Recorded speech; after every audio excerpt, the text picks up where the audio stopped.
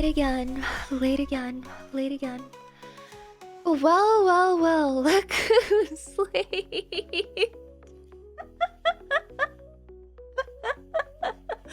I don't deserve this. Please! Hi. Hi, everyone. Hello. Happy Thursday. Hi, Dragon. Hi, Dark. Welcome in, you guys. I'm really sorry.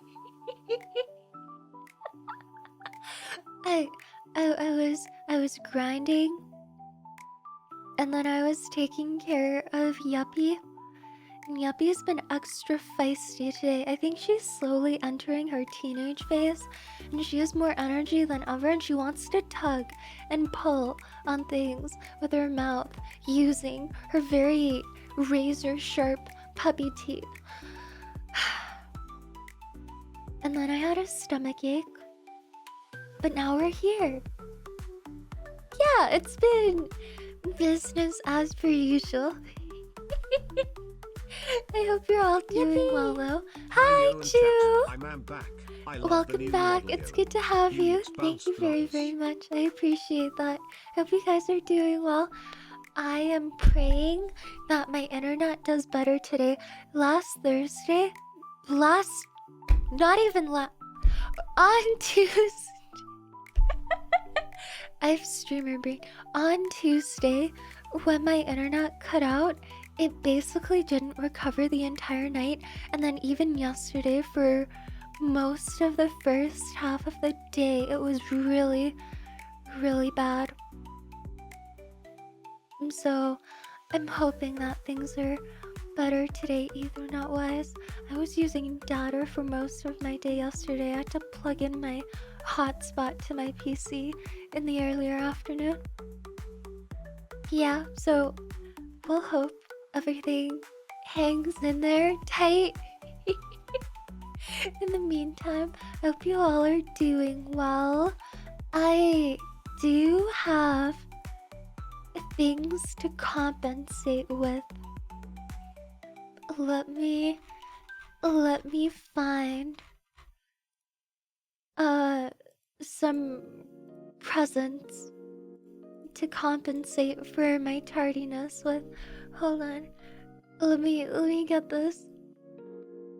I have to take screenshots because my images are too big on OBS. Otherwise, so forgive me for that. Ba ba ba ba. How are you all, by the way? We're reaching that winter break time, aren't we? I'm excited for that. I have some plans coming up. I know, I have plans. Just because it's near Christmas. I'll have my plans and then I'll have them again next Christmas. But can you believe I actually have lunch plans tomorrow? I can't believe I would ever get to say that. I have lunch plans. Me, UEX. Me, I have lunch plans. What are them plans? Lunch plans. With like family friends. Me, going outside by casual appointment with people that I've known. Crazy. Thank you. Yeah, with someone that I'm not related to. Granted, my mom will be there, but that doesn't count. That's like different, you know. My mom will be there, and she may have spearheaded the entire appointment and the communication leading up to it. But you know, I technically that still counts as me having lunch plans. Didn't you used to go hiking and stuff? I did, but it's the winter now, so there's none of that until the spring. I'm not a huge fan of snow hiking. It's a little bit too strenuous for me. Hi, Uri. Hi, Gabe. Maybe there's hope after all. For what exactly? Tell me right now, Gabe. Hope for what? What are we hoping for? Also, I have your gift ready. Are you ready? Are you ready for the present? Oh my god. Are you ready? They're fresh from today. Look at me. Look at her. Look at her. Oh my god, look at how angry she looks all the time. She's so cute. She looks so like focused. She's more locked in that face than I ever will be. I love her so much. She's growing pretty fast. She's growing at about 3 ounces per week. I weigh her about once a week and she's growing like 100 grams at a time. It's just her eyebrows. She's so like ditzy, I think. Not when I have food though. Yeah. Hi, ducks. No. No. Thank you very, very much for the 5. Thank you, thank you. Thank you very much. I really appreciate it. Thank you. She is reaching the crash out phase. She is. The playpen that I bought for her is slowly starting to fail at keeping her in. So her playpen is comprised of separate walls and they're secured by these little button hinges. And a few weeks ago already, she's reached the point where she can push into the button hinges hard enough that they come apart and she can escape through the walls that way. So I have zip tied them. Each wall, top and bottom, with a zip tie. And they're still holding her for now. But she is slamming at the walls so hard when she's upset or wants to be let out, typically why she's upset, that she is bending the metal wires on the borders of the wall, keeping them straight. Like she is pushing at them so hard she is bending the walls. The zip ties are holding, but I don't know how long the overall structure will hold for.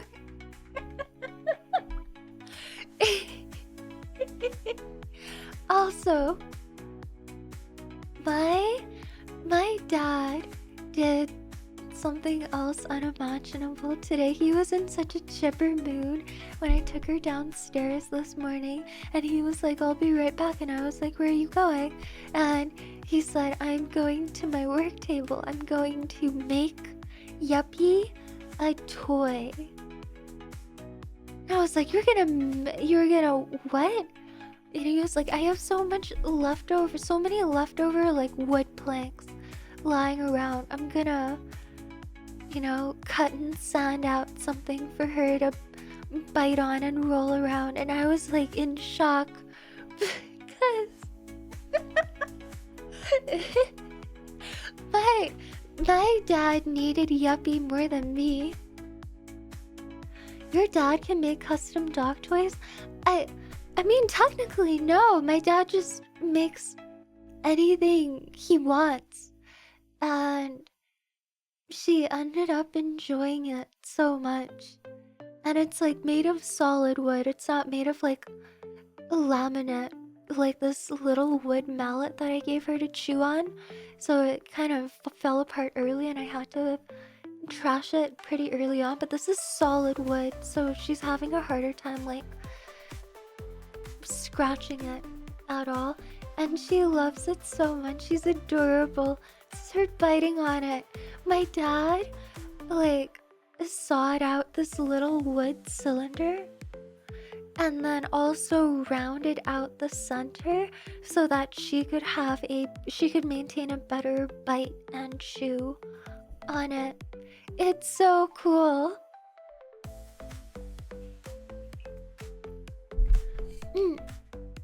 I think wooden I think dogs can like accidentally eat like tiny particles of like sawdust and tiny pieces of wood, like freckles, no problem. But if she ever does start to chew this into slightly bigger pieces, I would want to be more careful and put it away. But look at her big ass eye! Look at how she's like curious still. She's enjoying herself. She's locked in, but she's still looking out. Making sure that we're still there while she's playing and we're not gonna leave her in the room. She's so cute. I think I'm spoiling her too much. I think my parents and I are definitely treating her a bit too much like a human grandchild. I'm treating her too much like my actual daughter. No, thank you very much for 5 months. Time really does fly. Thank you very much. Like, it was so funny because I opened TikTok this morning. Big mistake, I know, I shouldn't have done that.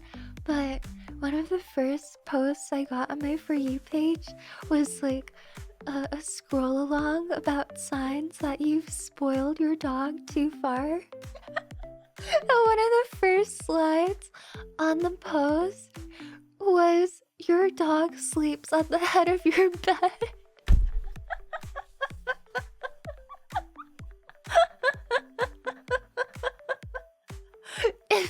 It means they're allegedly, according to TikTok, which I'll take with a grain of salt, but also I'm taking it with a grain of salt because it's me and I don't like it.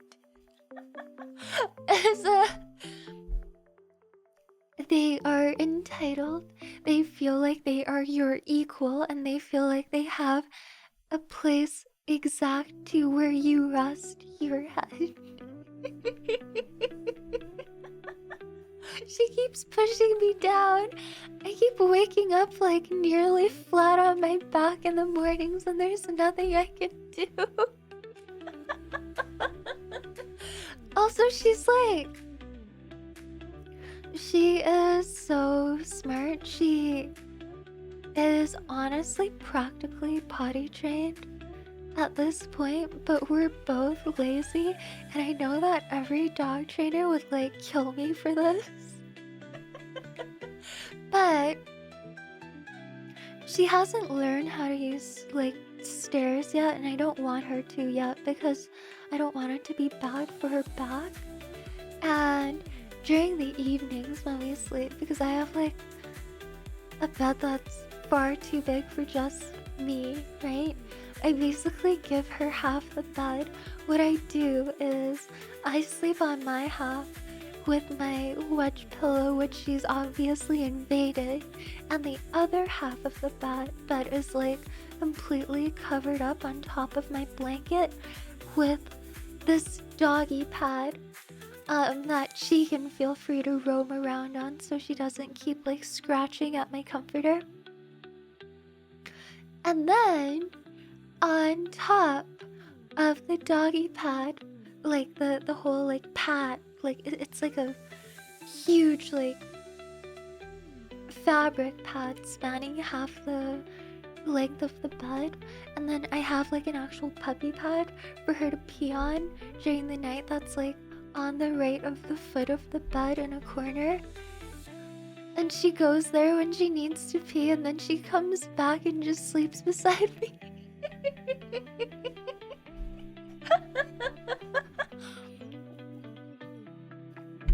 She took over my entire bed. She did.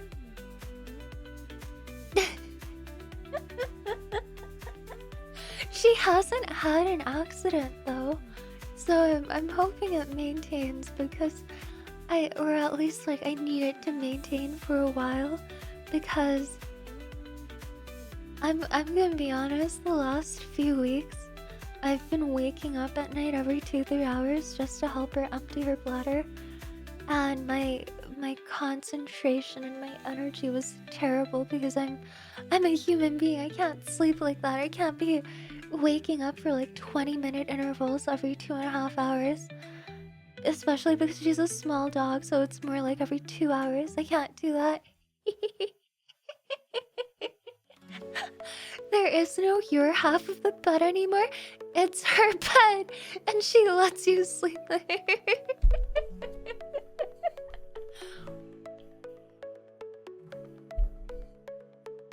Yeah, we'll see.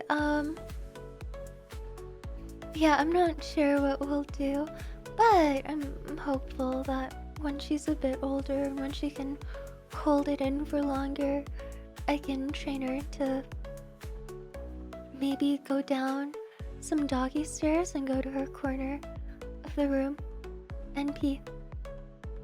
I'm too much of a city dweller myself. I don't know if I can ever really get used to the idea of like waking up at 6 a.m., especially on like Canadian January mornings, just to take out my dog to pee and then having to like wipe up her butt and all of her paws, especially if she decides to like roam around a little bit before she pees. I'm too much of a city dweller for that. I have a small dog. I'm spoiled myself, so I might just end up using like pads for like overnights indefinitely. I would be fine with that. You're a dog owner now, but she's small.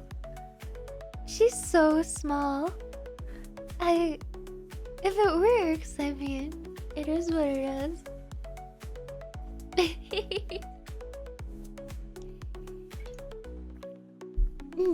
Smaller, big, outside she goes. I mean, she does fine at home. I think it's fine. It's still better to take them outside. But why?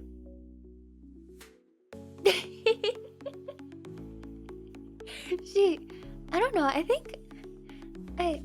I don't know. I think the past couple of months, I started off reading into dog ownership, being like so encyclopedia definition. I was so like determined to like follow exactly what the policy standards were, or you know, the equivalent of what like the general public assumes to be best for raising a dog. And I don't know. I think reading about becoming a dog mom made me more pessimistic as a person. it turned me it turned me from someone who is so eager to listen to instruction all the time, like as much as possible, to someone who would like Google a lot but would make my own decisions in the end, because it's like what my mom describes parenthood to be. Like, there really is no one size fits all. As long as your dog isn't a nuisance toward other people and other dogs, and it's not hurting anyone else's, you know, enjoyment of public spaces. Like, it's my business, basically. Hey!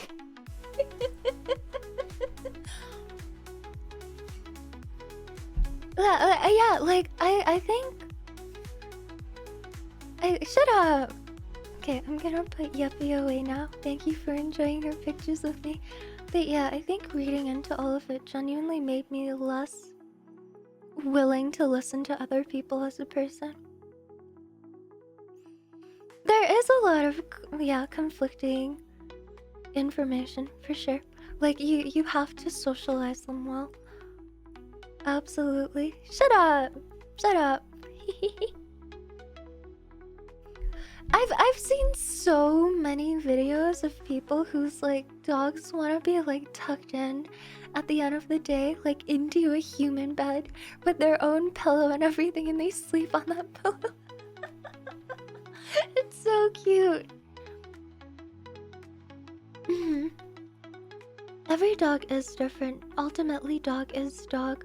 My dogs hated the indoors. My dog loves the outside, and she also loves the indoors.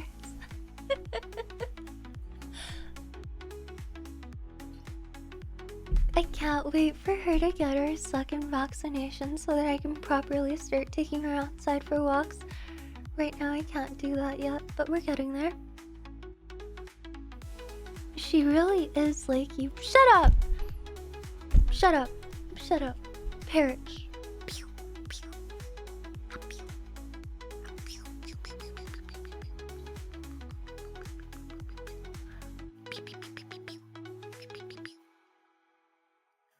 My dog hates being in blankets.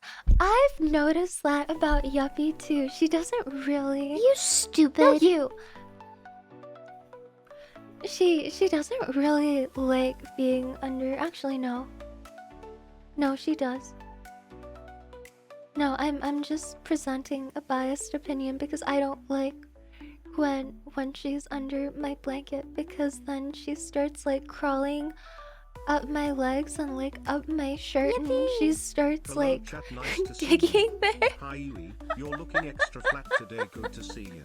Shut up! No, I'm not. No, I'm not. I'm not. Shut up. Does Yuppie fart as much as you? I have a story about...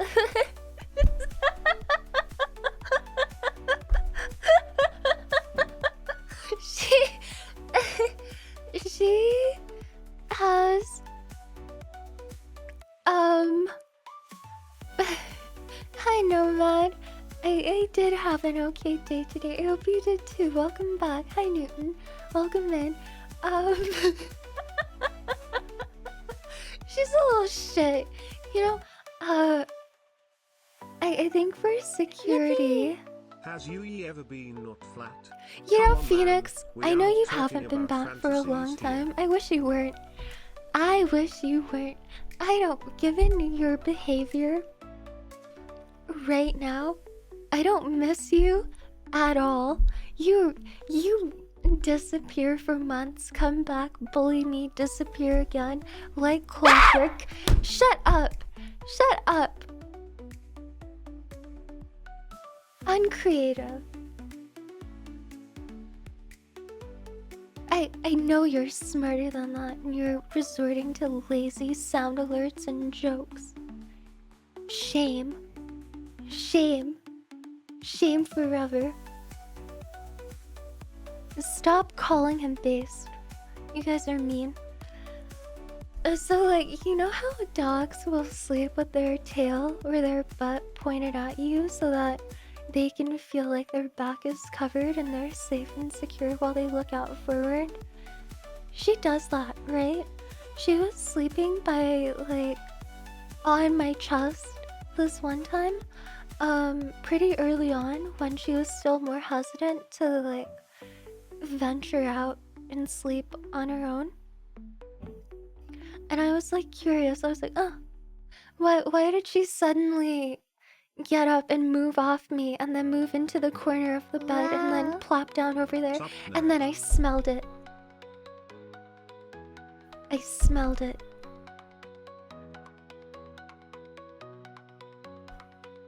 She farted? She smelled it? She farted on my chest. She smelled it. And then she moved off at an age so early where she didn't enjoy getting off of my body yet, but did it anyway because it smelled like fish.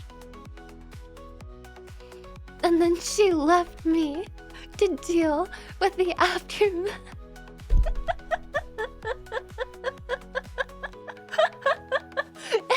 And you know, the most awful thing, I like waved it off. I was like, yuck.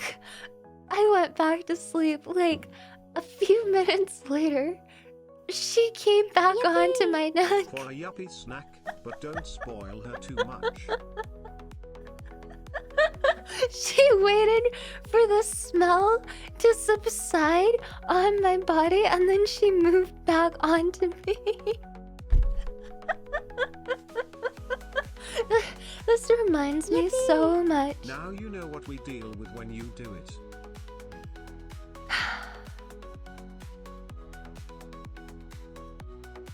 stop pushing everything onto me. I am describing to you right now what I go through with my dog, and you're accusing me of being IBS coded? Shut up. I didn't get crop dusted.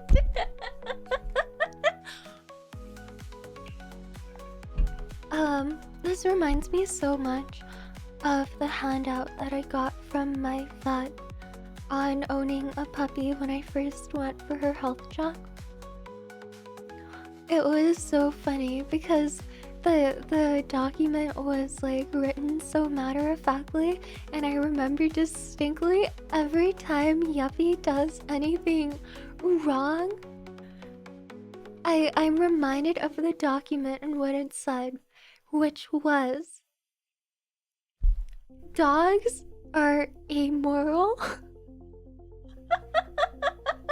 Dogs are amoral and self-interested. But they are social, and that makes them good pets. I was like, damn, I came here to find out if my dog was chubby enough for her age, and I'm learning about canine morality. They do not. It's so funny that we as people have to be reminded that other species do not have our understanding of good versus evil. And we have to be re-educated that we can't impart those concepts into decision making onto our animals. I found it so funny. And like it lives in my head rent free now. Every time Yuppie acts in a way that makes her seem like a spoiled brat baby who doesn't understand anything else that's going on, or anyone else's responsibilities, doesn't foresee the way that any of us have to clean up after her, I'm just reminded dogs are amoral and self-interested.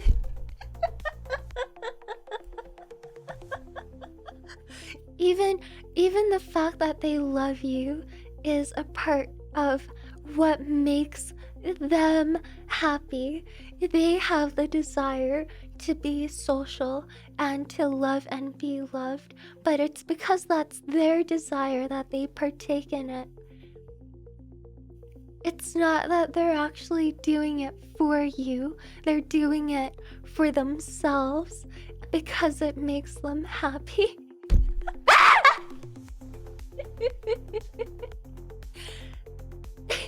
Hi Van, welcome in. Just a reminder, a dog does not have the intellect of a human being. Exactly.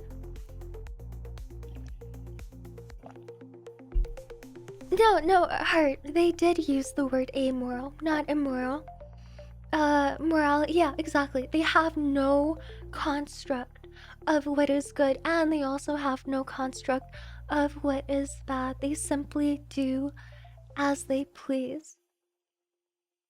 And they simply do, and where we come in is they simply do what, oh, my belly. We simply do what we teach them is okay to do. We teach them what is okay to do for their enjoyment and what the limits of those of that enjoyment is. I think people are still Yippee! different. Yui, do you think Yuppie would pull the lever for the trolley problem? I think okay. Absolutely. I think my Yuppie would pull the lever for the trolley problem in two circumstances. One, if she is given a treat for pulling the lever. Or two, if the lever is right in front of her in bite range, because anything stick-shaped that she can put her mouth on top of, she will. She doesn't care what the lever does. The lever could be pointed in the wrong direction. she would still pull it because it's a stick and it looks worthy of her bite. It's a toy to her. Exactly. It's like a 4-year-old baby human, no higher concept of child. Ow! My hand!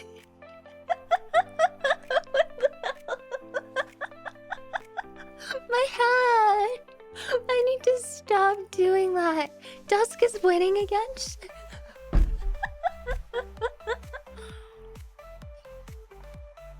Your existence as a Twitch chatter is a skill issue, Phoenix. You live in my head rent-free for all the wrong reasons. And if your retort is that don't care, didn't ask, I live in your head rent-free regardless, then you need to hold yourself to higher standards because you deserve better. So be better. Yippee! Yui, you are even weaker than your table. My table? Thank you, Twitch chat. I have a giant table with like motors and like ow. Like I am made of soft I am soft and I am made of calcium. I cannot overpower wood. Okay? And you're and it's not just and it's not just me, because if you punched a table it would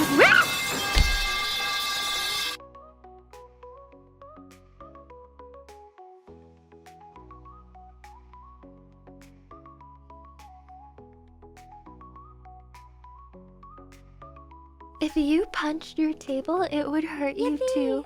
Yo, can you start holding yourself to a higher standard? Okay. I did it. I did it. I'm holding.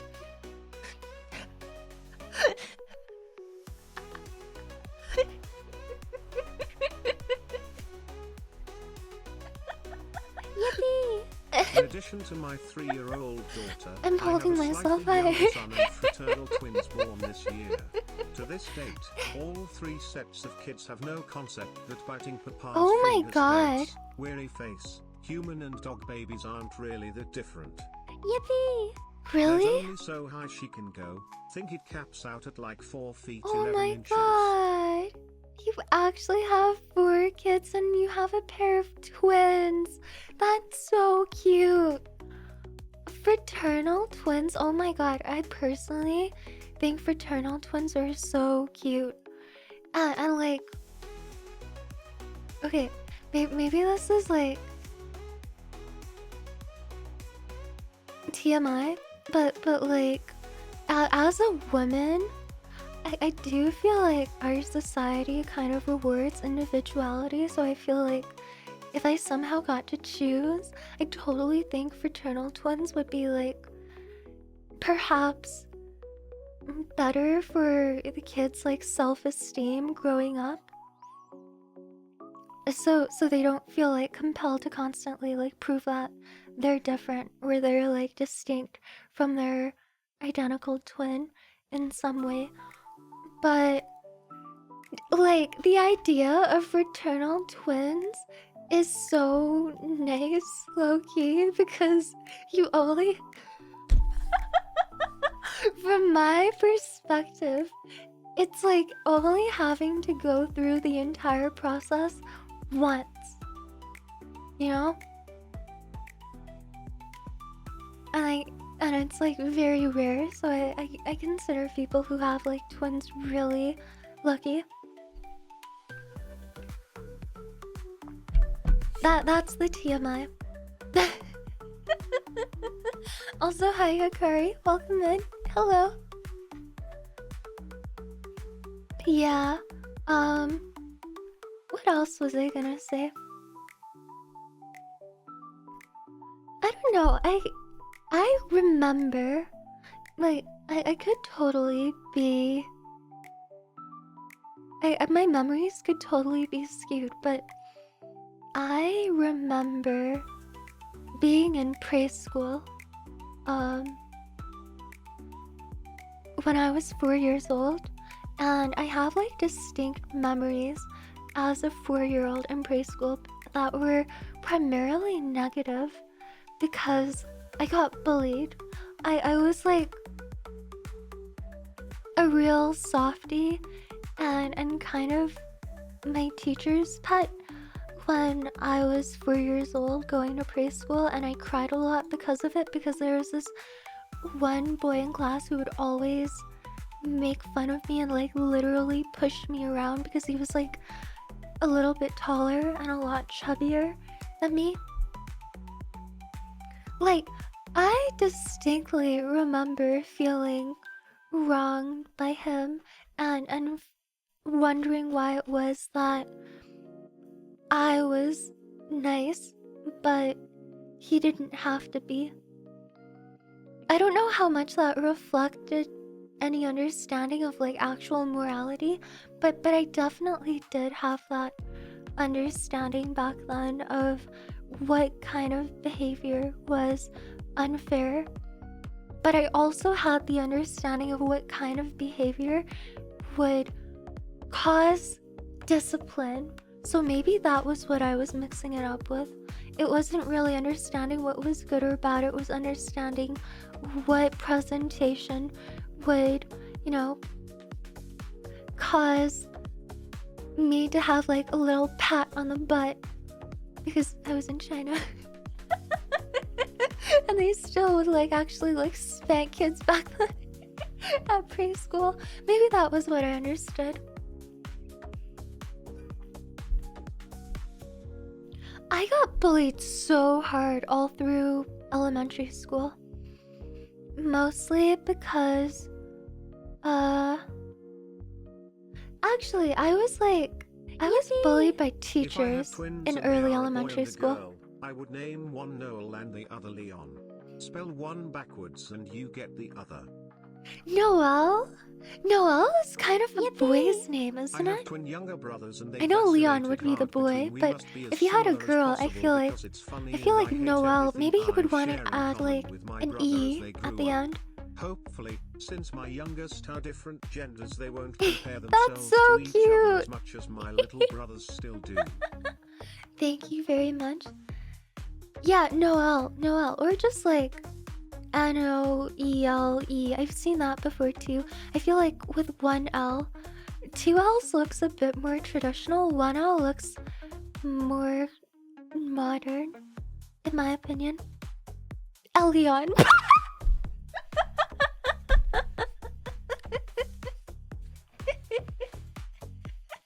Elon.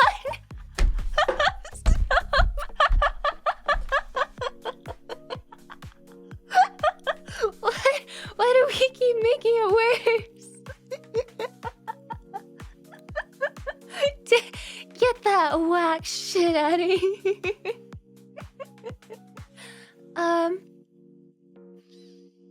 Yeah, no, I totally got bullied by teachers growing up, and it really stinks because and I would totally advocate for like teachers to be better educated on like early symptoms of things like conduct disorder, executive dysfunction, ADHD.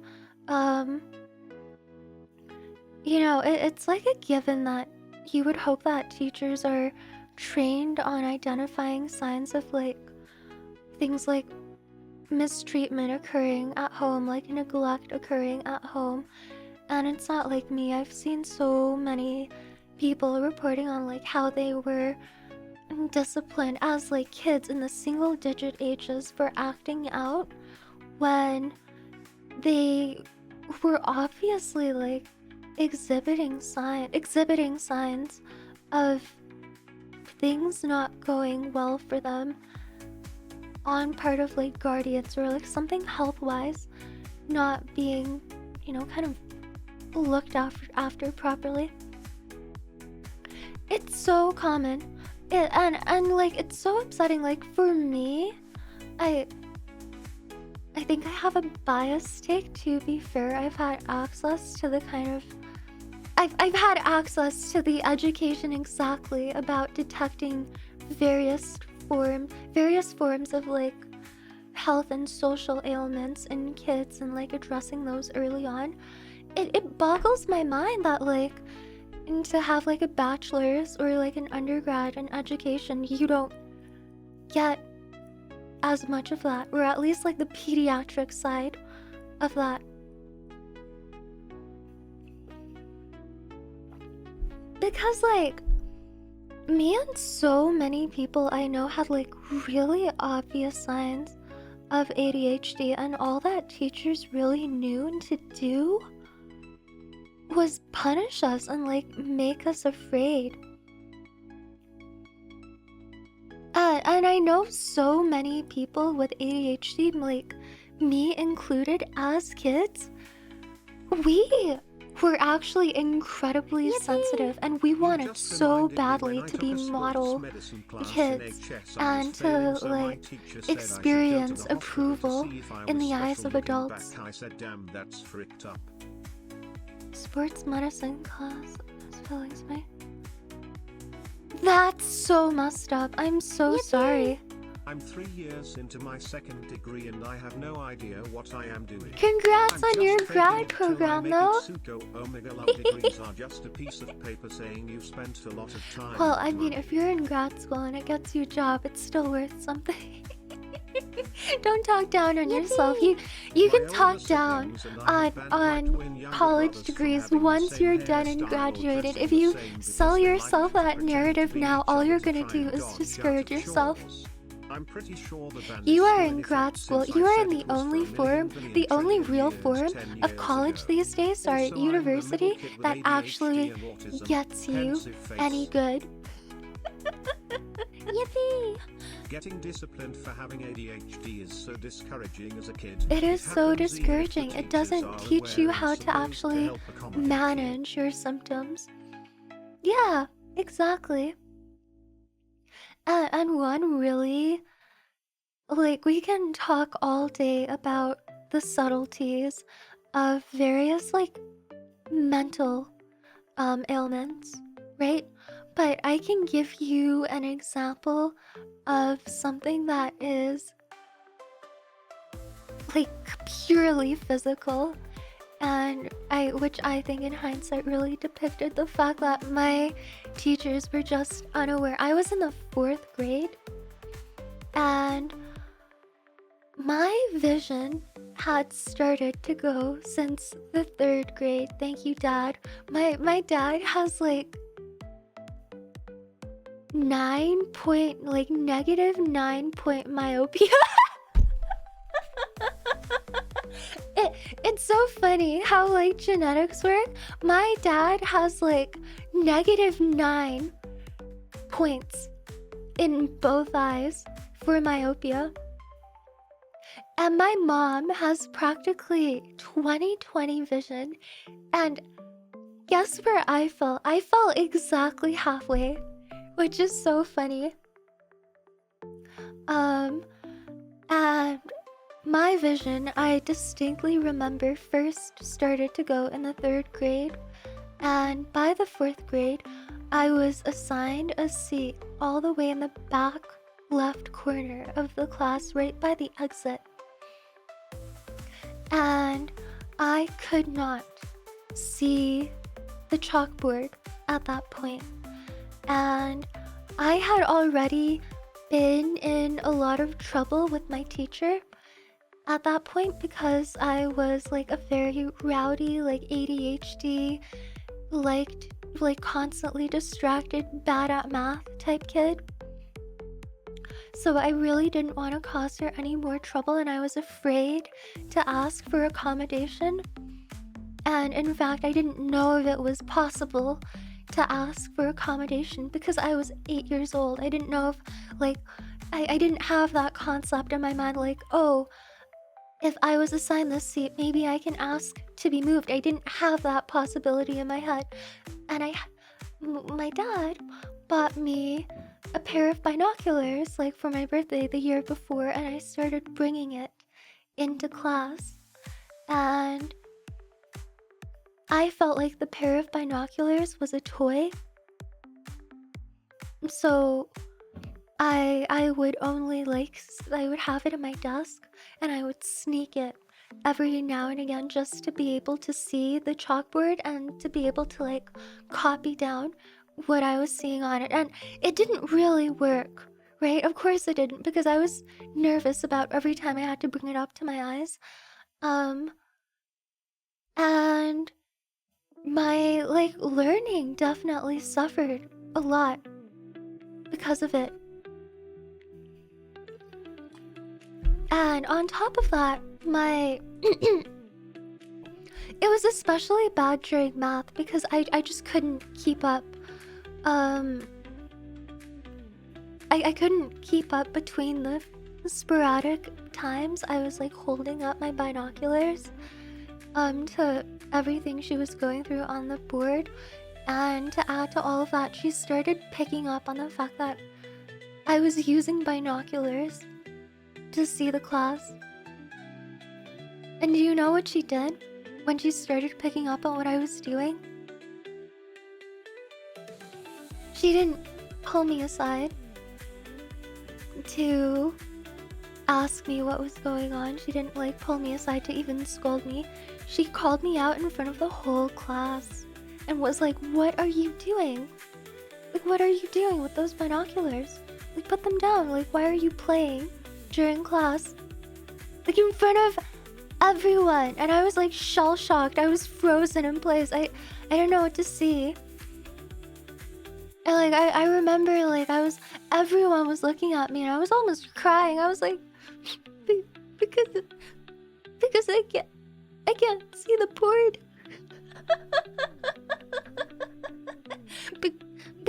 because I can't see. And she was like, "Well, why didn't you talk to me about it? Either way, we can..." Like, and she was like, "Either way, you have to stop using your binoculars." And I was like, in hindsight, I didn't question it at the time at all. But in hindsight, I'm like, why? If you're not even going to pull me closer to the front of the class before the end of the day, you're still going to tell me to stop using my binoculars for the rest of the day? I can't see.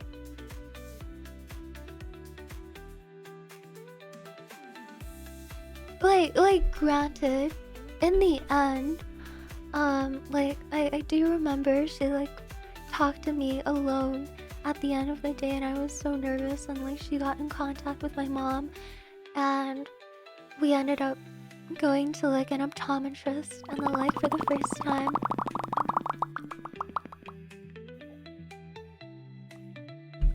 And that did lead to me getting my first pair of glasses, which were like traditional round metal wire glasses, and I looked like a little Chinese Harry Potter.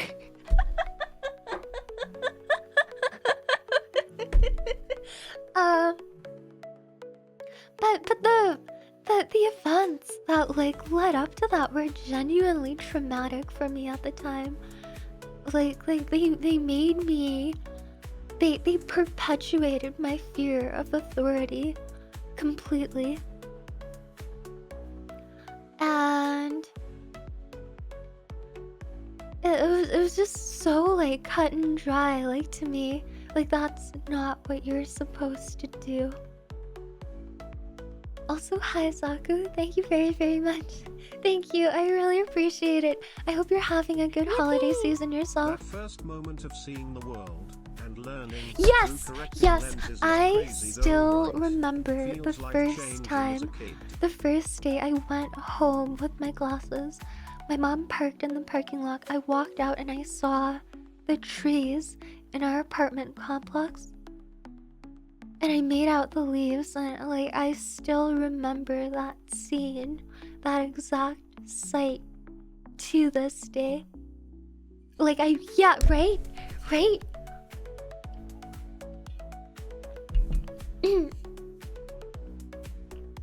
Man, stuff like that is just so interesting. Like, in hindsight, seeing other adults' failures to read between very obvious lines, it just like reminds you that even though, like, this is where I get like really pessimistic, like, even though there are systems in place that are meant to support us through everything, you have to still advocate for yourself, and you have to still advocate for those who are unable to advocate for themselves, like kids. Crazy stuff. Yippee! Just do it. Do what? Wait, what? What? I'm sorry. I missed that. Self-education is important. And also, like, making sure that people do their jobs is important as well. Yippee! When I was in primary school, we had naps in the school hall. Me too! Once my teacher asked Chinese me to take her blankets school. and pillows back I to her distinctly office. remember I refused since I I liked to play started before grade afternoon 1 class. in She was Canada, really disappointed and I and was so mentioned this in confused class, at the fact thankfully that we without my didn't name, take naps during criticizing the it day. as out of gratefulness. I am so glad that's the worst teacher I've met. Aww.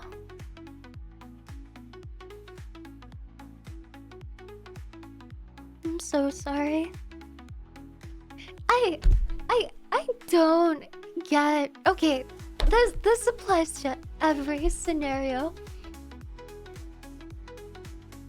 Like genuinely every scenario. Because I have seen it in schools with students. I have seen it in professional environments, like work environments with colleagues and their supervisors. I have seen it online with stupid content creators as well.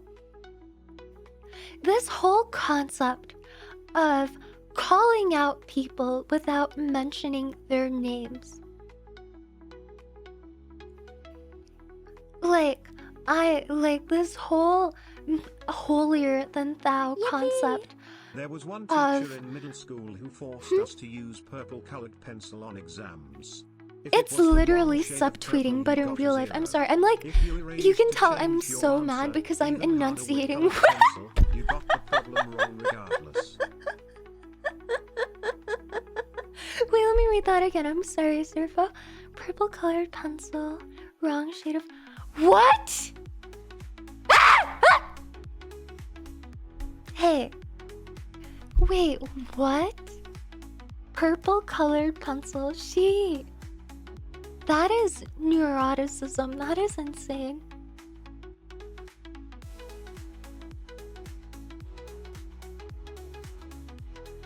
That sounds like some form of like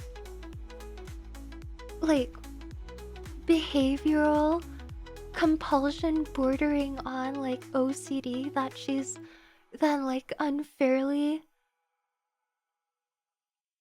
pushing onto her students.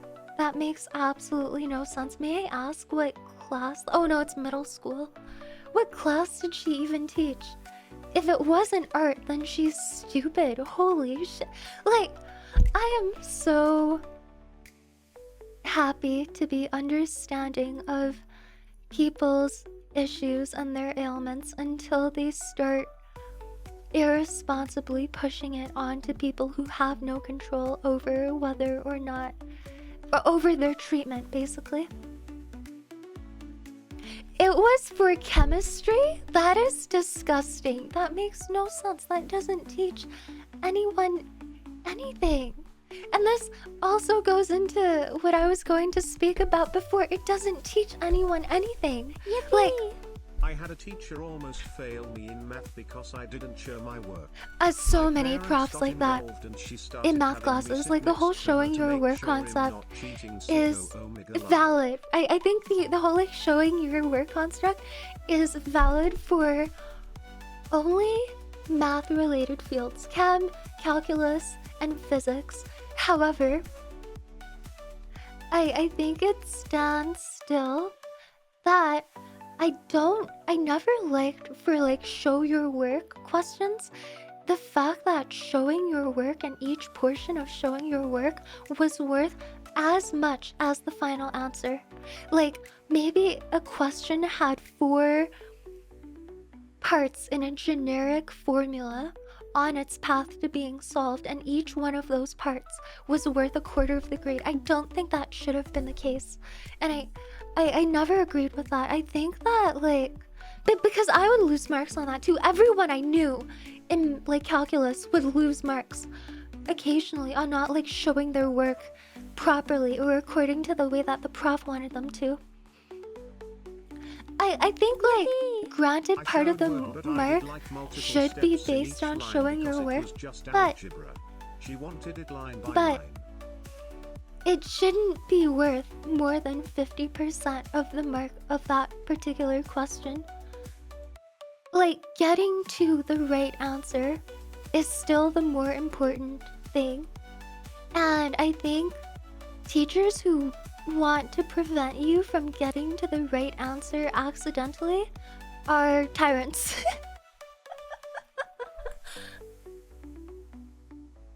Because we can all be honest, how often does that actually happen? We've all had it happen like once as a fluke on an exam that we ended up then remembering for the rest of our lives because we were so like happy that and like amazed that we somehow got the right answer accidentally. But how often does that actually happen? Almost never.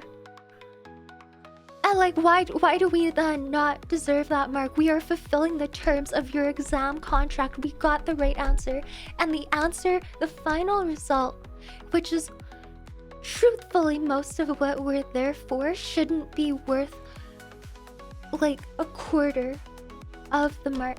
It just doesn't make sense.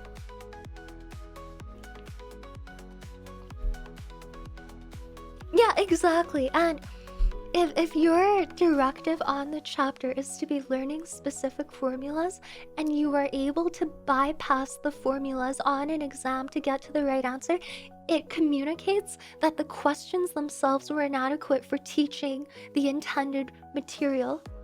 It's like, I got the right answer. It doesn't, like, I have had cases where I like forgot to show my work because like I had a piece of paper for like writing out my formulas, and like I was like 14 in like algebra also, and like I forgot to transfer my work, like transcribe it bit for bit onto the question afterwards, and then I wouldn't get the mark at all because I only wrote down the answer. Like that doesn't make sense. Like 0% for getting the right answer, but because I left my work on the scrap paper.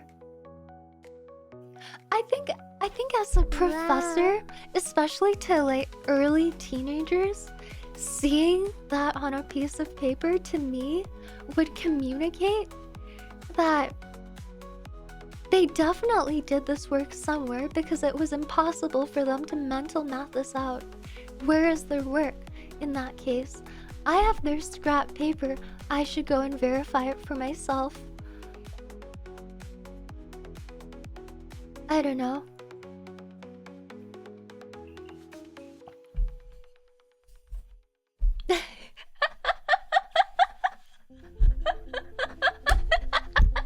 Thank you, mods.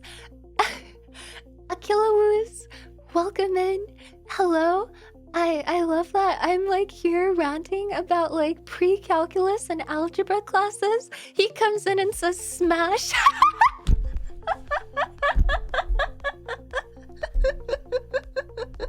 Thank you. That really improves my self-esteem. I'm really happy that even like me ranting about my high school math teachers smash worthy.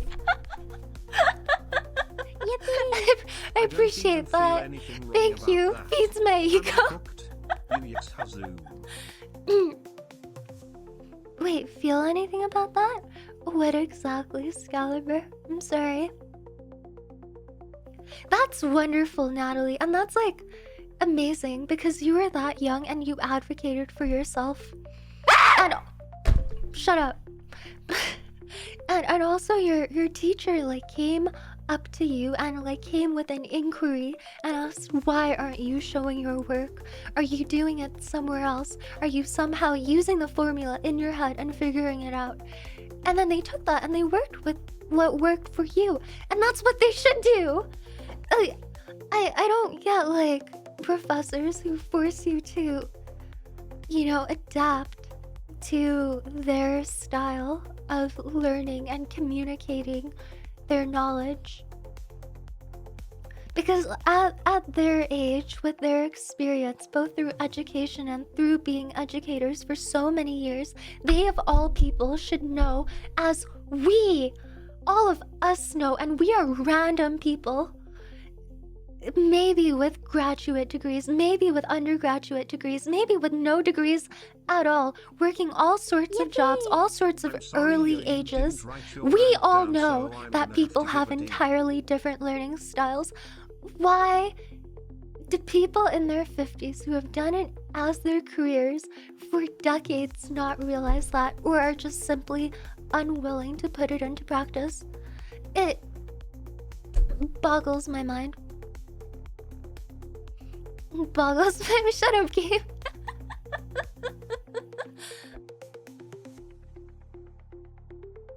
like it's lazy. You have such, you know, you have an honorable role. Teaching is so sacred. You are laying out the foundation for all the young people who will grow up and take care of you. It trickles back down. Like when you're old, who do you think the workforce is producing the taxpayer money that trickles down back to take care of you? It all comes back. It's all communal. So like, act like it.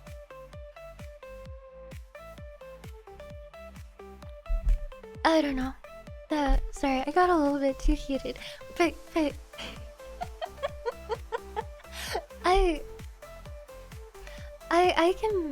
I can get even more heated. Hi YOLO. I am using an AI voice changer. How else would I be a VTuber, right? No, I absolutely do agree. Teachers do need to be like taken more seriously as a profession. Like speaking from up here, like where I'm from, they are unionized and their benefits and their wages are, from what I've heard, much better than our neighbors down to the south.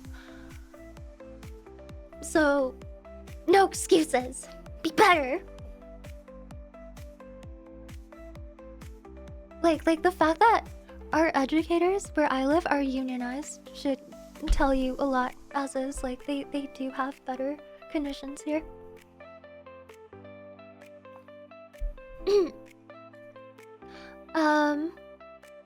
Let's go into the other thing, which is IRL subtweeting. God, this topic gets me so heated. You stupid. It makes me so upset. And there is one reason exactly why it really grinds my gears. There's a lot of small reasons why it's fucked up, but sorry for my language, but there's one big reason that like truly gets to me like none other. It is passive aggressive.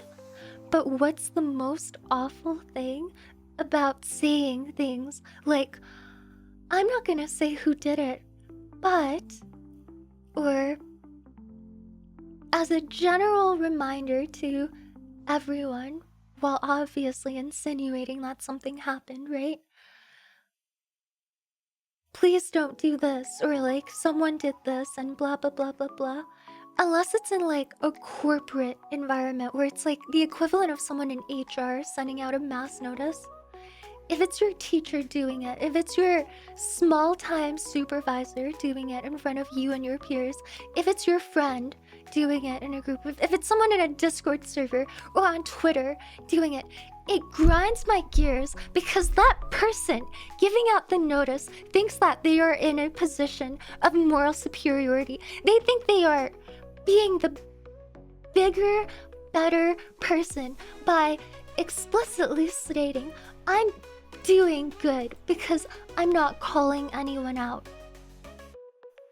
But I still am.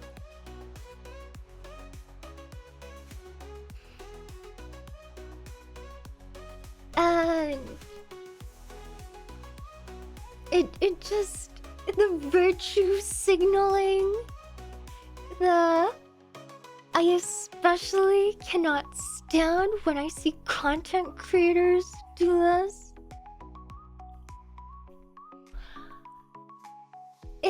It's like they want to look good so bad and it reeks of that and they think it doesn't, but to anyone who can read between the lines, it just makes you look like a shitty, self-interested, egotistical person who doesn't actually care about having the net better outcome for you and everyone in your community and everyone online.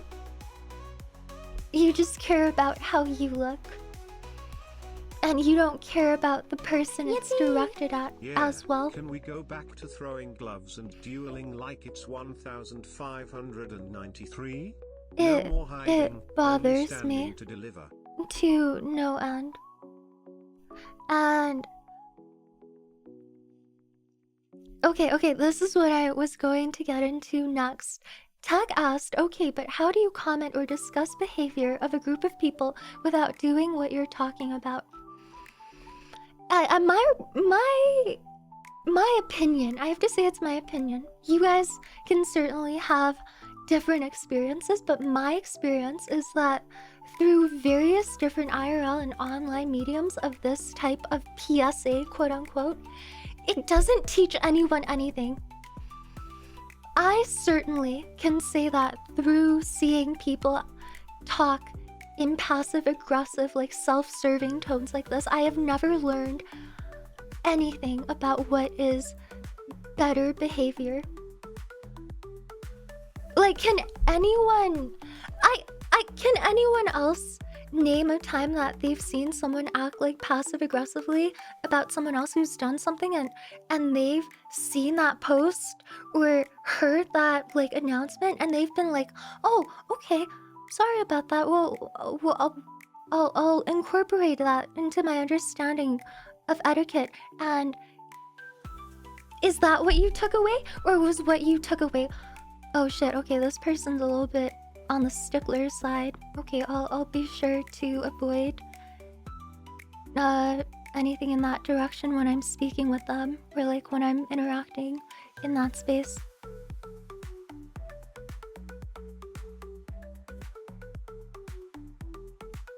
You know?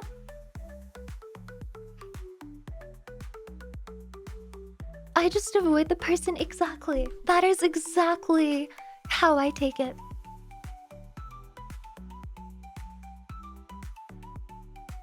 It obviously depends on the context or like how it's written.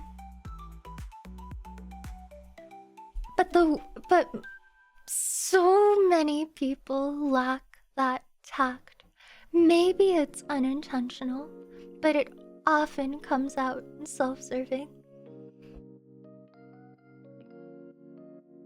People just love to say their piece and have their moral grandstanding. They don't actually care if it has results.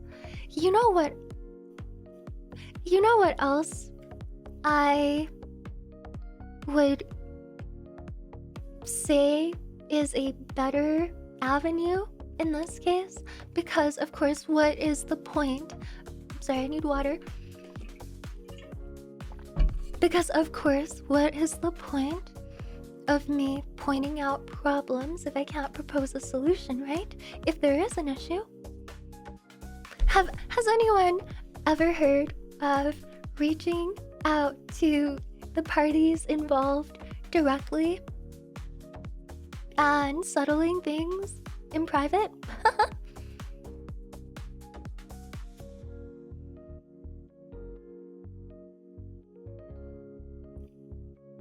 Like, why is a POC necessary? If you have a group of 100 people and 5 of those people in the group are within their own little clique exhibiting bad behavior, why do you need to push out a PSA intimidating the other 95% and bringing their attention to something that they in no way, shape, or form need to be wasting their time on?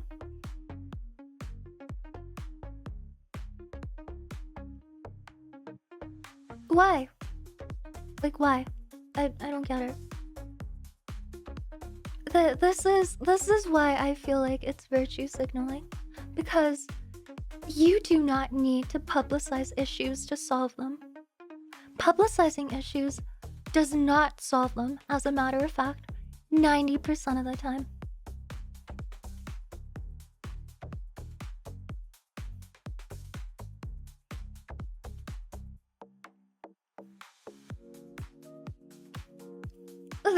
This is why shame-based phishing training is bad. It applies to so many things. You know, it literally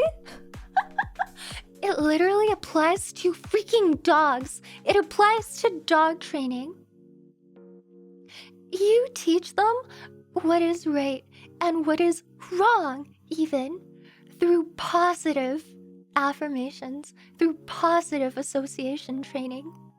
Which is hilarious. We do this with dogs. It's like, social engineering is one of my favorite subjects. And it drives me mad the way that people in positions of authority will not understand, like, basics of human behavior. And I don't want to speak like I'm some sort of intellectual. I just think this stuff comes more like, I've never been like properly trained on it. I just think it comes more naturally to me. It doesn't help anyone. It genuinely like doesn't help. Making people afraid, making people associate your space with negativity, especially when they've done nothing wrong, it doesn't do anything. For most of the people that you're handing out a quote-unquote PSA to, it is their first time hearing about the subject, and they're just going to be confused. They are going to be worried. They're going to be nervous if they're heavily involved and they care a lot about you and your space, whether that be work, school, VTuber community. Like, just...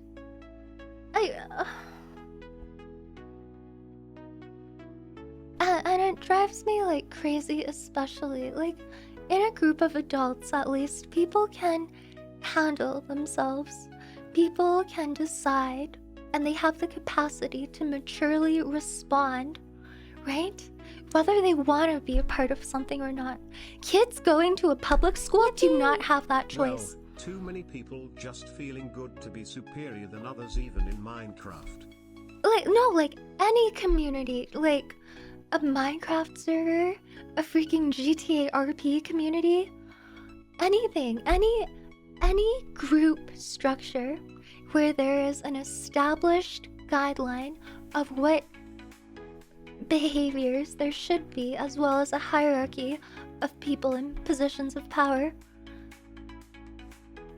Any such scenario can experience, I would say, like faulty behavior like this. But like going back to the concept of that, like someone initially brought up about being in school and having teachers say, like, I won't say who did it. If a teacher says that to you and your classmates with you there, knowing that it's about you, it's like a point of intimidation. Like, what are you doing?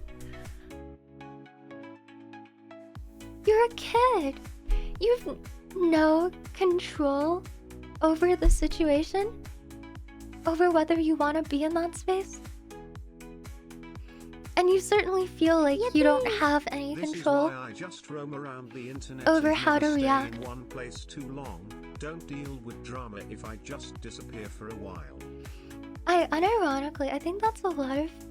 I mean, I'm totally projecting, but I'm definitely someone who, like, hovers around everything. That was, like, me through all of my schooling. I never really had, like, close friends. I just hovered around a lot of different groups. I never really grew close to anyone. I don't recommend it. I don't really think it's healthy. But that was how I operated. And one of the only perks to this type of behavior was that drama never involved me.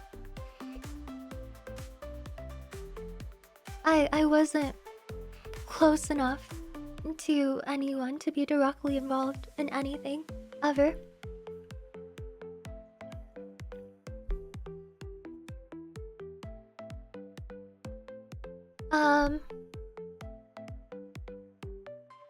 Yeah.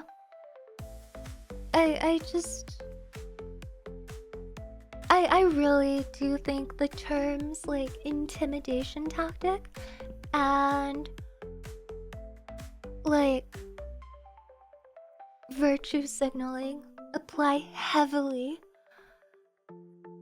And you know what the it's just such like passive aggressive behavior. Someone said earlier, like, I don't want to say whether it's better or worse to like directly name the people. It depends on whether you've tried to resolve things in private or not. Right? But passive aggression definitely does come from a place of fear, partially. And upon everyone who thinks that they should have the gall to like be the person in charge and like try to intimidate somebody else by not bringing their name into the limelight fully while still like kind of shading them and like making it known to them that, hey, look, I'm calling you out technically, but I'm doing you a favor, and should you go any further, I might come out more personally, right? I hope everyone who does that gets the full wind of what's coming to them. Because when you publicize stuff like that, it reflects on you too.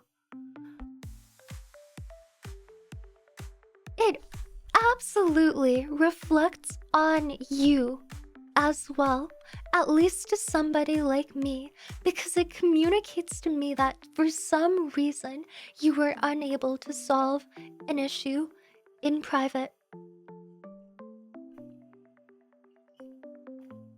You see it all the time, like people try to subtweet. Hey guys, I don't want to get into details about the situation. Exactly. But here is the situation. People will subtweet, and then the other person, like, if they have a platform at all, they get pissed. They go public themselves, and then the OP, who is the perpetrator because they publicize things first, doesn't matter if they brought up a name or not. They regret it, and they should. Dirty laundry these days. And it does not only apply to people online, like in social media.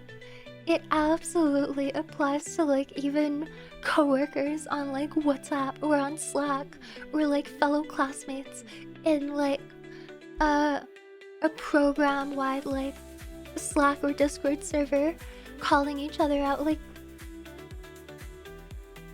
Be mature, please.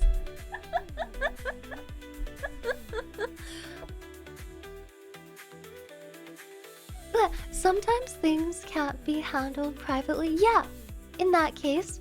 And if it actually affects the experience of everybody else, even if something, like, if I have an issue with someone, like, and we're both part of the same group, and we come to the conclusion mutually that this is an issue that can't be solved together in private, I am still not going to publicize anything to, like...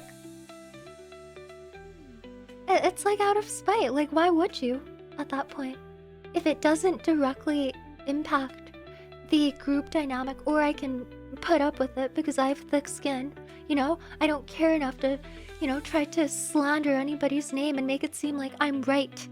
Like, it doesn't make sense. It doesn't make sense to me. Why do I want that? It's giving immature.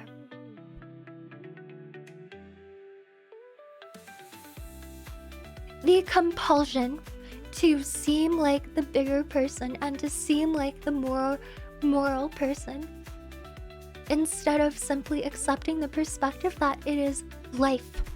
You will have disagreements with people. People will wrong you. And you still have so many years of your career and your life yet left. And you have so many other things going on for you. Just move on. That's it.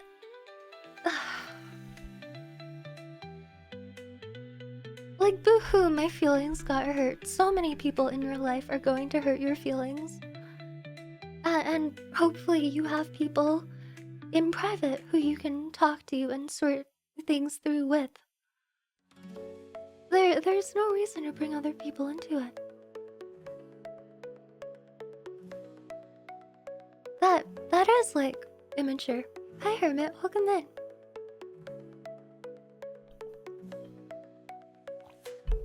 It's just to make a culture of fear where everyone is worried that there'll be nuffs on the chopping block. Yeah, I think with, like, the social media analogy, that's definitely a thing. It's pretty sad, is what it is. Yeah, exactly. Like, if someone stole $5 from you, would you spend the rest of your money trying to get it back? Right. And there's a very obvious answer to that.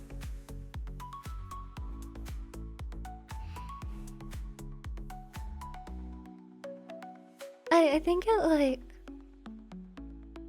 I think for me, as understanding as I try to be, it kind of goes back to being able to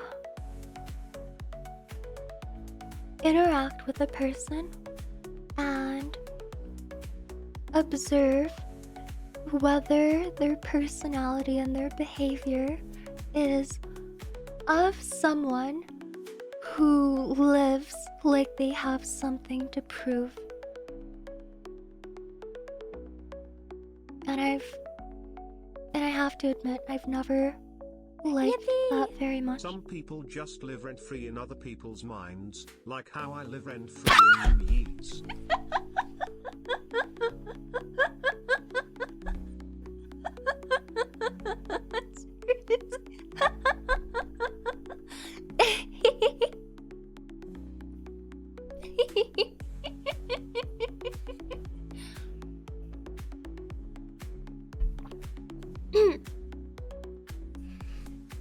That is crazy.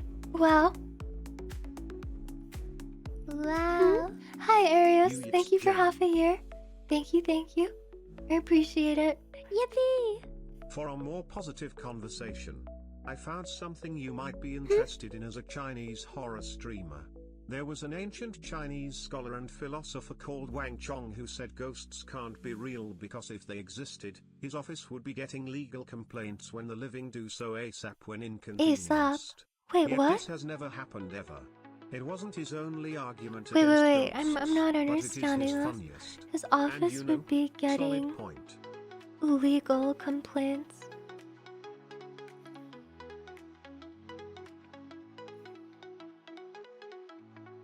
Am I stupid? I'm sorry, I didn't understand that.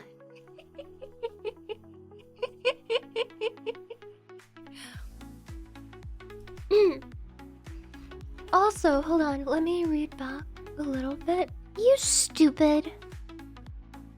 Hey, aren't you publicly dealing with those people who angered you by referring to them on stream to hundreds of people without name dropping them? They're not out to anger me, is the thing. It's basically what Renji said. I'm not calling anybody out. I'm not even thinking about anybody in particular, which is already incredibly different from the behavior that I'm describing. I'm describing like an overall culture and like a behavioral trait from people who feel like they have something to prove. And, you know, in the process, I'm describing that there are a lot of people who are negatively affected by this type of behavior when they shouldn't be, when they have nothing to do with it.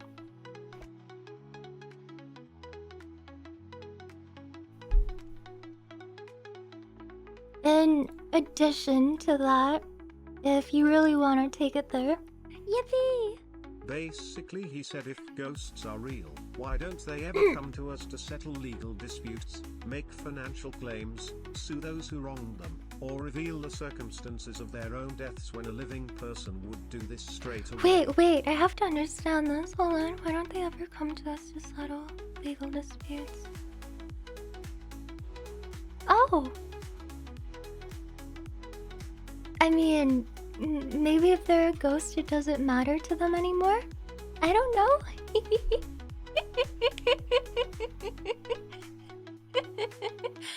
Okay. Yippee! I see. Maybe they That's just very took Ghost interesting. Court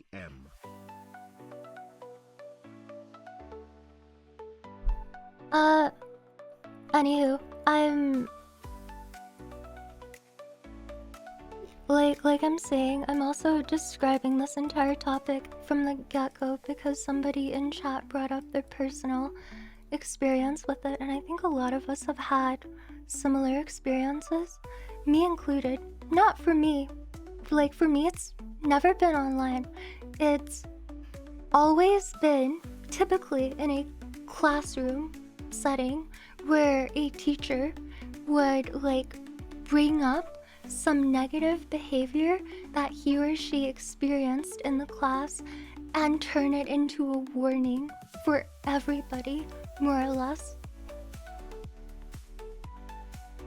If you want to say I have to make it personal, then I can make it personal.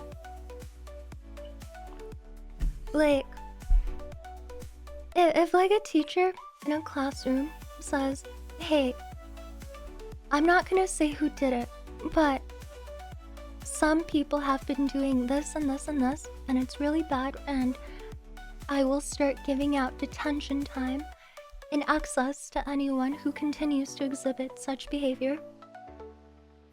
There's two problems with this. Example, like, number one is, I've never done this. I'm scared now. I feel like my teacher is starting off in a bad mood, and I have to be here. I didn't do anything wrong. Why do I have to be subject to a lecture? And number two, we are in an enclosed group, and if I was the first circumstance and I didn't know anything that was going on prior, and it was just like, whoa, like, okay, something's happening, I have some reason to be like more cautious now and more stressed, even though I didn't do anything and I don't know what's going on. The second instance is everyone in the class has known this behavior, and they know who the teacher is talking about in the first place, so they are essentially they're the teacher in this case is basically like knowingly or unknowingly removing themselves from any liability by like covering up the name, quote unquote, but everyone knows who they're talking about, and it's basically a form of public shaming still.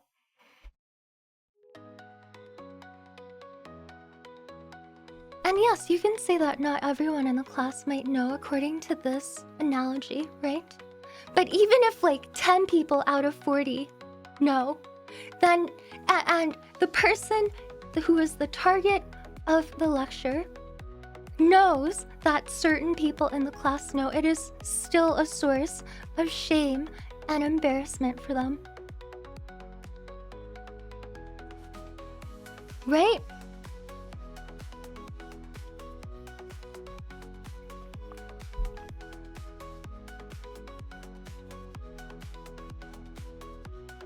It's only shame if they care. I really do think most kids do care. I think most kids, especially teenagers, care very much about how they are perceived by adults and by their peers especially. That is your prime age for being being as sensitive as possible to like group culture, because you're still figuring out who you are at that age. Yeah, I totally agree with that. Like maybe it's better to say where the line is, and maybe not the punishment for crossing it without referring to individuals. And that's like a challenge, because you have to figure out how to like navigate that properly. I still think that for the most part though, if like you're dealing with a group and the majority of that group is like not partaking in anything negative, there's no reason to bring it up to them at all. Most kids absolutely do care. I agree, and I will die on this hill. Like, they can act incredibly well like they don't care, but they still do. And maybe they'll lash out in an anti-social manner like they don't care, but they're lashing out because at their heart they do care.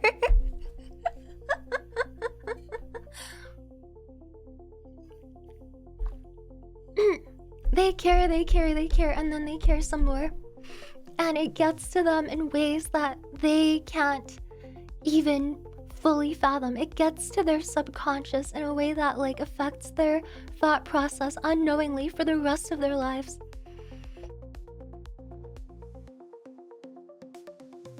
Yeah, I completely agree, Tyrant. Like, announcing a general rule change without bringing up anything that's occurred. Right? I totally think there's like a plethora of ways to go about it. Anywho, that will be all for the rant. Thank you for listening. Sorry for going as far as I did. It's almost 2 hours in. I apologize.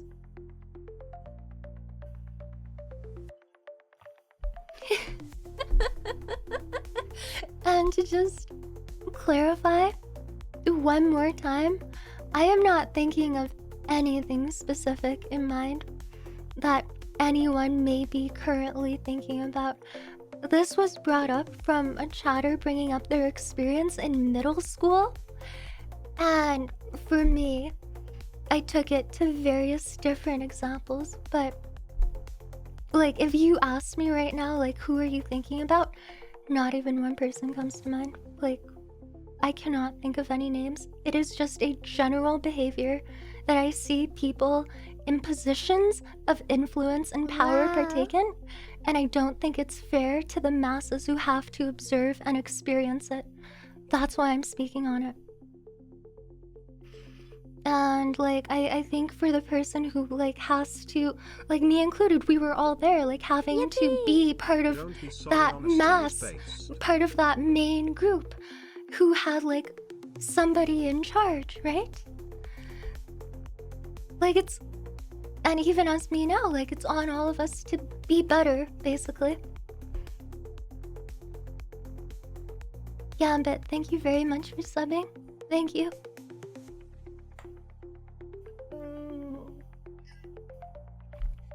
Anyway, yeah, sorry, like my main experiences again have always been in school with this type of behavior, like teachers who are just inherently emotionally immature or unaware somehow, which is still immaturity. That's what I mainly think of, but I see a lot of it with people in any position of influence, so let's just be good. And thank you for listening. And I am sorry again for ranting on for too long and getting a little bit too serious. If anyone feels that way, I do apologize. It's just something that I feel very strongly about. I just think that like if you have people who look up to you, you need to be aware of how your actions affect them, basically. Okay, thank you for listening. Thank you. I really enjoyed it. I have to admit. As heated as I got, and I apologize. Again, I'm sorry. I enjoyed that a lot. And it's like, it is really nice to, it's not usually what I do, and you guys know that. It's like, I observe so many things, and I think a lot of us are like that as well. I will always remember when I was in primary school. Yes? I would have been about 10 years. It was the peak of summer and I was on lunch break. I was crazy hot and dehydrated. I went to the sickbay to ask if I could cool down. The nurse said to go sit in the sun. Yippee! You enjoyed that, Suze? Oh my god, that's awful. School nurses are so funny. They know to like either send you home. They have like, school nurses have one of three options. It's so funny. They either give you ice, they send you back home, or they send you back to class.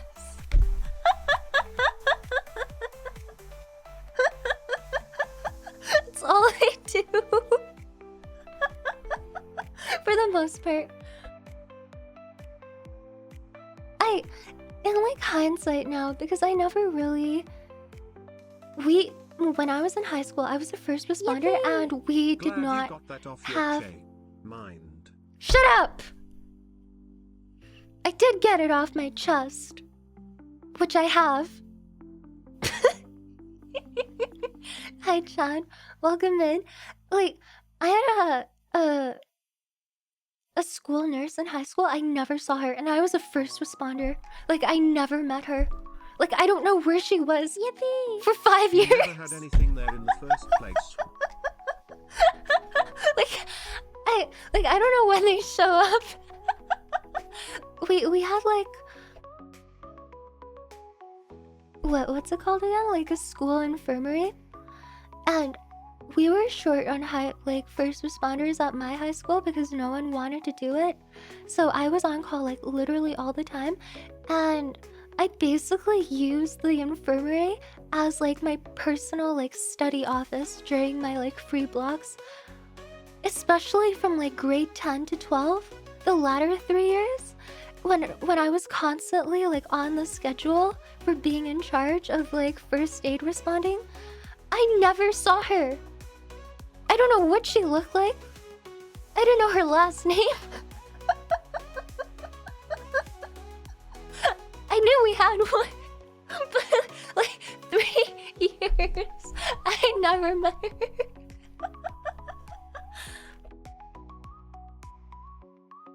What was she doing? I have no idea. Maybe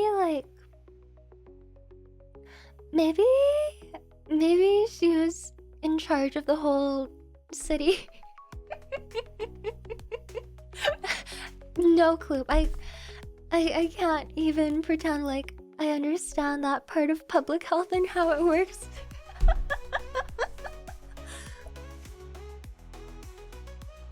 Anywho, enough ranting. I am very glad to like be able to talk about that once in a while.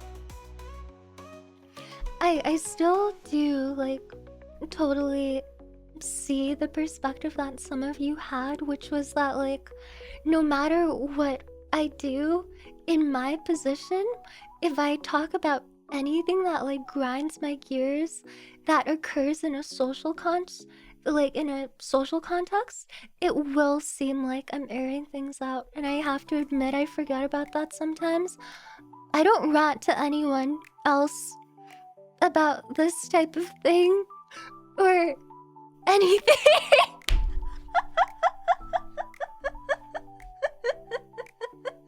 So, you know, as much as I feel like I'm commenting on like a general phenomenon, Damn, if there's something like ironic about that, I see it. I get what you mean, and thank you for your input on that as well. I genuinely appreciate it. We know, shut up. Not gonna lie, it was hilarious. Thank you. Sent her a wide message about someone that was leaving the women's restroom looking worse. We also had like high school toilet bombers. Like always in the boys' washroom, like some guy that would just like clog the toilet for no reason.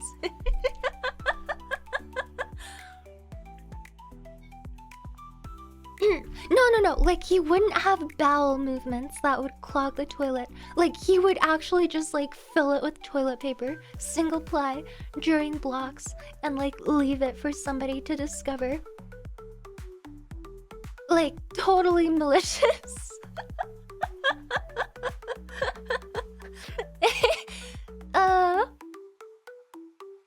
And guess what? The reason that the reason that like me and everyone else knew about it was because it was like over the PA in front of the entire school. Like someone's been clogging the boys' washroom. Please stop. And you know, that's one of the instances where like that kind of behavior, that kind of like announcement is unfortunately warranted because you don't know who did it. Yippee! I've met a real Thomas. He literally threw fireworks into the toilet. It was literally, that is insane. He pipe bombed your school toilet? Holy shit.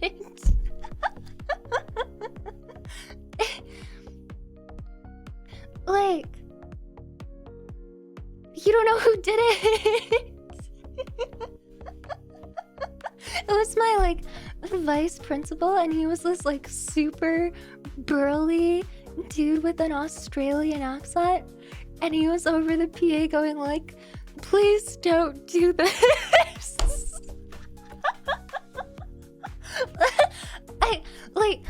I still remember when he like gave the announcement over second block, because our whole class laughed over how sad he sounded, and we could literally hear laughter from classes down the hall because we were all listening.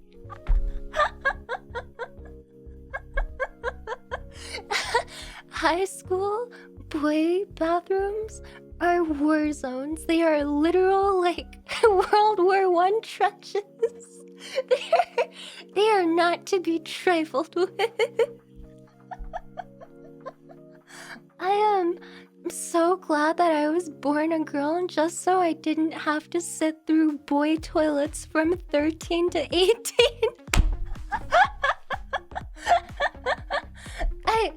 Oh my god. Like, I don't even know how this happened once, but apparently, and I heard this, it was never like publicly announced. Please don't gift a sub to Toilet Bomber.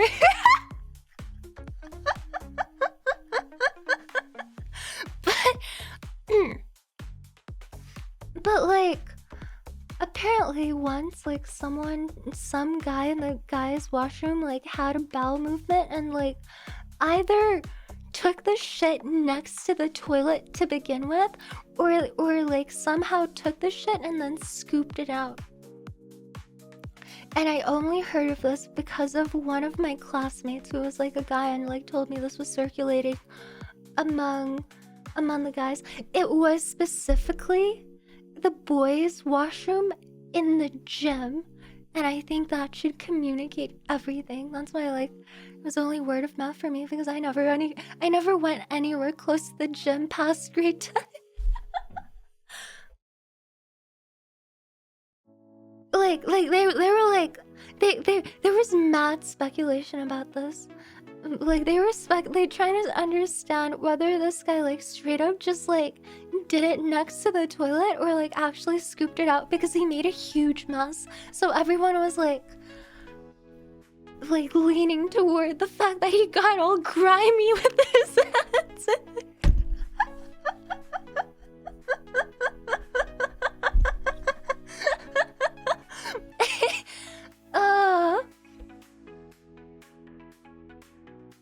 Got in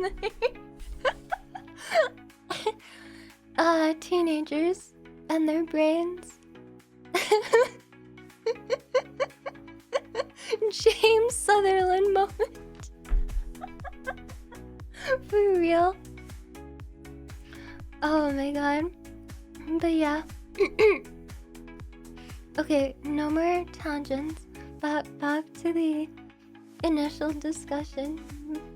Yes, thank you for listening to me. I'm sorry. Glad I finished my dinner. I sincerely apologize. Thank you for your understanding. Yippee! Oh. Hey, Yui, can we have one more tangent? Of course. For the road? Let me go back to what I was talking about, which is like, yeah, thank you for giving me the opportunity to talk about these things on occasion, because like otherwise I see and I look at everything and I just take it all in and I just keep it in. And I think a lot of you are actually like that too. I think most people, more people than not, are not outspoken. And like I think most people will like go to their like close friends and be like, look at this shit I saw on Twitter, gross. And I don't have that. I don't have that. So thank you for, I won't do this regularly because I agree to like bring it up in and of itself is like an irony, right? So it'll be a once in a while thing, but thank you for allowing me this just once. Just once. Yeah. Yippee! Let's just talk about linear algebra and I do 3D hope that graphics are represented at with least like matrices units some of merged. the time when I have these rounds, I can hopefully be the person who like says a bit of what you were thinking all along, and I hope that can be a little bit of a relief, because I know for a fact that when I have people around me who say things that everyone else is thinking, I've never been able to be that person, but I hope that maybe I can be a little bit. I love those people. Yeah, it's like a big like, oh, thank you so much, And like I've always been the big introvert. I don't know how to do it well myself, so I have to at least take a little match and stick it into the mantle and take like 1/100th of it. Hi Dorky, welcome in. It's good to have you. Thank you very much. Okay, yeah, that's what I'm saying. My god, in classes, I remember, holy shit, I loved those like outspoken girls who didn't give a singular fuck about whether anyone thought they were dumb for asking a question. All of us would just be like, oh, thank you for asking that question that all of us didn't understand.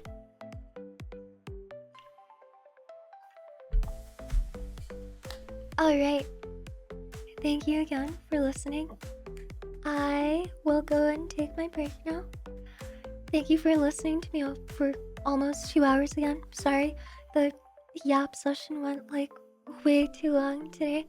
I apologize again for that. I know a lot of people come in here looking forward to the games. What can I say? I'm just a big yapper. I apologize. Okay. Phoenix?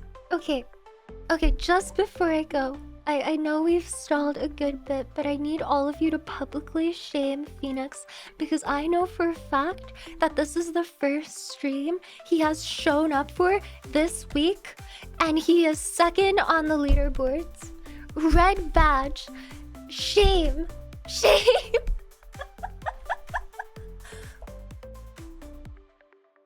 Can we get an L Phoenix in the chat right before I leave? You should be embarrassed. One stream, 2 hours, second on the leaderboards, 10,000. I'm not happy. I'm ashamed of you.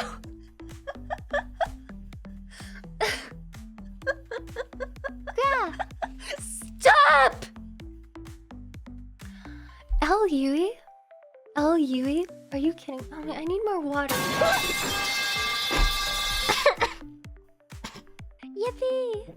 Everyone else are just slackers, suckers.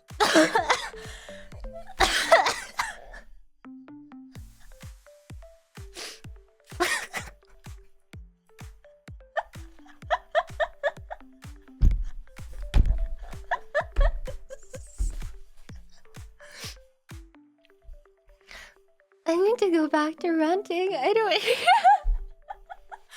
Yippee! Damn, we almost Excuse me. I need to go back to ranting or something so you guys won't bully me anymore. For the last hour, I nearly forgot what it was like to be exclusively bullied by this community. For 1 hour, chat took me seriously. and even debated me in a serious, intellectual manner instead of saying L Yui 2x4 flat no chest. I miss that. Let's go back to that.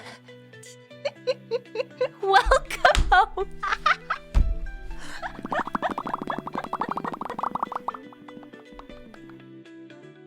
Sorry, your free trial is up. I'm gonna kill you. Hi, Zenas. Have a great holiday season yourself. Thank you very much. Yippee! Yeah, I'm keeping it in mind. Most of chat actually is intelligent, so I have to ask most of this actually intelligent chat, why are you still talking to me like this? You have proven time and time again that you are smart. Yippee! Why are you still hitting me with metal pipes that almost kill me, Exumer? Screams, farts, gunshot wounds.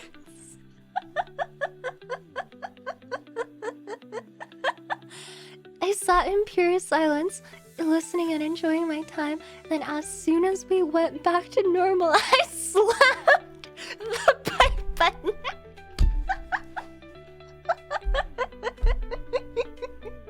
Yippee! It's our love language key. Really? That's my thank you? Really? Yippee! I'm actually not here. This is just your own brain projecting me into chat since I'm living rent-free. Very funny. You are never going to let me live that down, are you? I should not have done that bit when we started today. Now every time you come in here, you're gonna be like, I live in your head rent-free. Shut up. Shut up. 1,000 times. Shut up forever. Perish. Perish. Perish.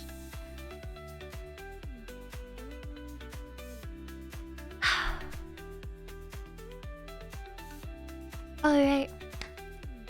I am. Yippee! Finally. It's okay, Yui. I You do. like I love mascots. right? But what about this is about a mascot?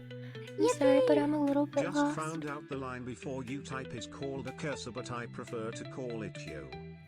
What? What? The line before you type is called a cursor. Yippee! You've said it before, and you have said before that you missed me, Yui's point. I'll kill you. No, I don't. Mean. Bad. I'm tired of you. Okay, I am going for my break now. We are not going to forget the nice, mature discussion we all had together today. We are going to keep it in our minds as we move forward as a clear example of something we could adapt towards. I already forgot. What discussion? God damn it.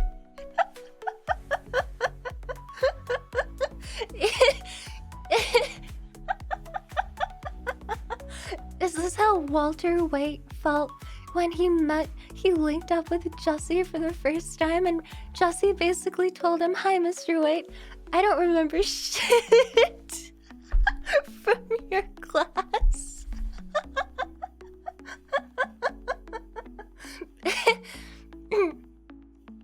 Is this how high school math teachers feel when their students go on to pursue the liberal arts?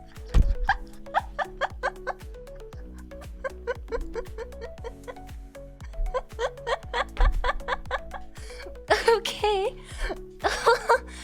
I am similarly full of pain and disappointment. Yippee! Yes? Did you just start streaming? No! And hi, Yui, Don't Yui's do this ways. to me. Gaslighting is unbecoming of you, Scalibur. Thank you. Alright, I have had enough of you guys and I need to pee. I'll be right back. Be good, yeah? Thank you very much for listening to me yap for over 2 hours. I genuinely really appreciate your time. Thank you for talking with me. Man, it's so tragic Yui started streaming 3 hours late. I'm gonna